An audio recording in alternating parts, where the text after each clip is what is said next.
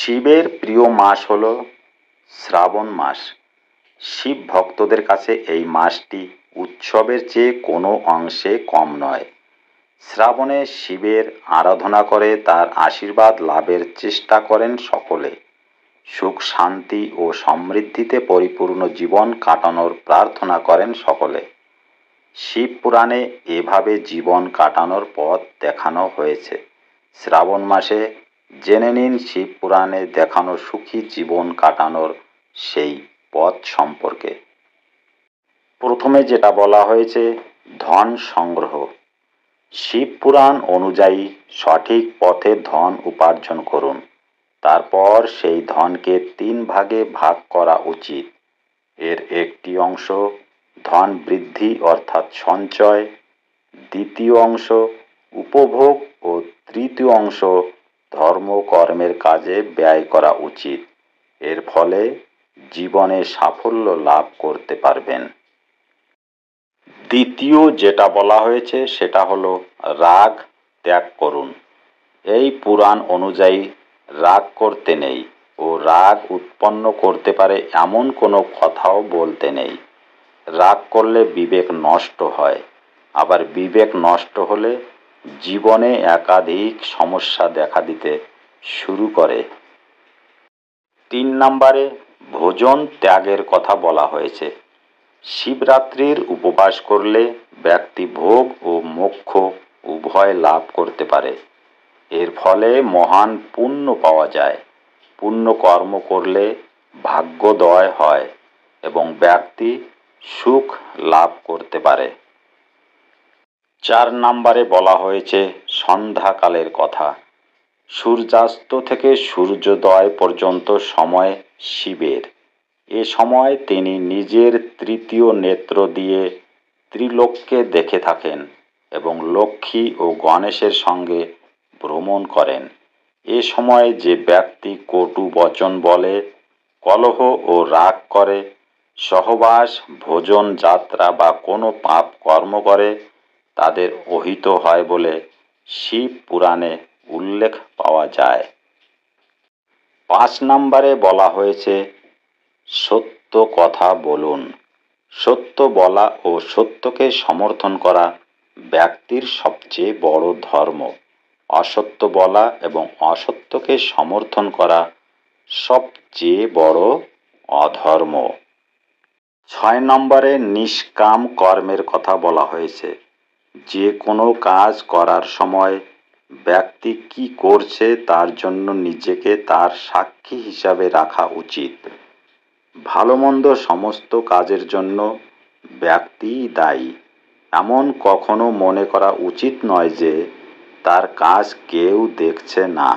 আসলে ব্যক্তির সমস্ত কাজই ঈশ্বর দেখতে পান। মনে এমন অনুভূতি রাখলে সেই ব্যক্তি পাপ কর্মে লিপ্ত হতে পারবে না। মন, বাণী ও কর্মের মাধ্যমে ব্যক্তিকে পাপ কর্ম করা উচিত নয়।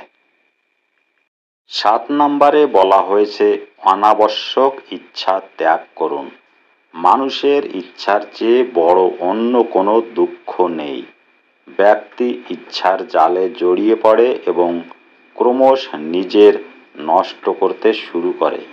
শিব পুরাণ অনুযায়ী ব্যক্তিকে তাই তার অনাবশ্যক ইচ্ছা ত্যাগ করা উচিত।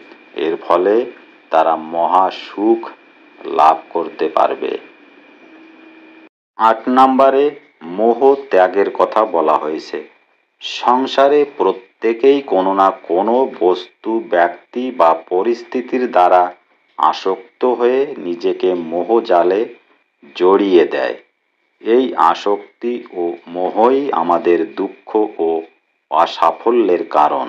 মোহ ত্যাগ করে নিষ্কাম কর্ম করলে আনন্দ ও সাফল্য লাভ করা যায়।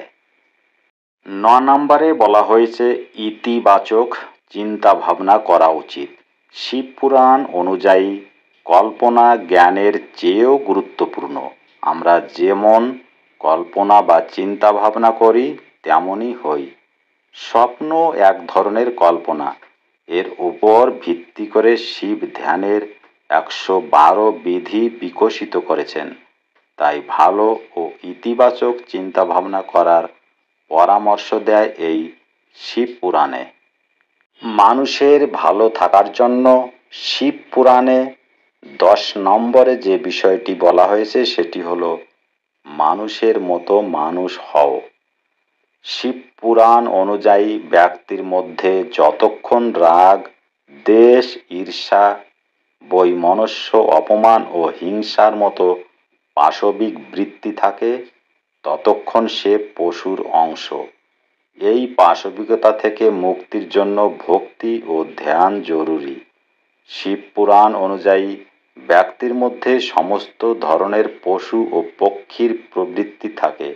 ব্যক্তি নিজের মনের অধীনে থাকে, তার মধ্যে মনই সর্বাধিক সক্রিয় বলে তাকে মানুষ বলা হয়।